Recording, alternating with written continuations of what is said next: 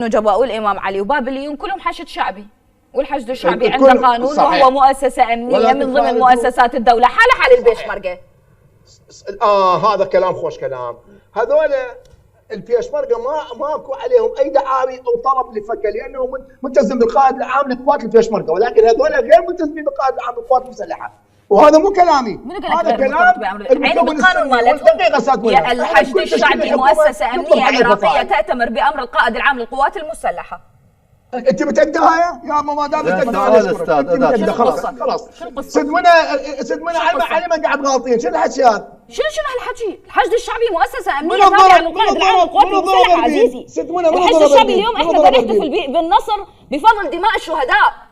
منو قصف كورمور؟ منو قصف كورمور؟ انت قول منو قصف كورمور؟ وشخصها انت. كان رئيس الوزراء قال منو قصف كورمور؟ جاوبيني سد منى منو لم يتجرأ رئيس الوزراء عزيزي، رئيس وزراء بكبره، قائد عام للقوات المسلحه، لم يتجرأ على ذكر من قصف كورمور. هو اللي قال رئيس الوزراء. ليش ما قال؟ انتوا ليش ما قلتوا؟ عندك دليل قول. رئيس الوزراء قول فلان قصف. هذا الفصيل المسلح الموزين الخارج عن الدوله هو اللي قصف، قولوا. خلي يتحاسب. يا سد منى هم قال خارجين عن القانون. يقول منو؟ اكو لجنه تحقيقيه. يابا هسه اللجنه التحقيقيه ماتت. ليش تساليني ليه؟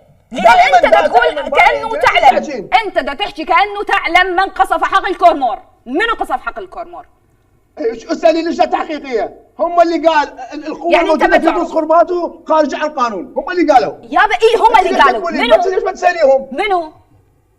يا سد منى الله يخليك، انا اقول اكو سلاح منفلت لولا. مو انت تقول لي انا اعرف مسيرات وتصميمات. منو؟ انت لا تقولي ماكو. اكو 15 مليون سلاح منفلت. لا تقولي ماكو سلاح منفلت. باوع بس شمرة عصا عنك، والله باوع شمرة عصا عنك. الهركيه عندهم سلاح.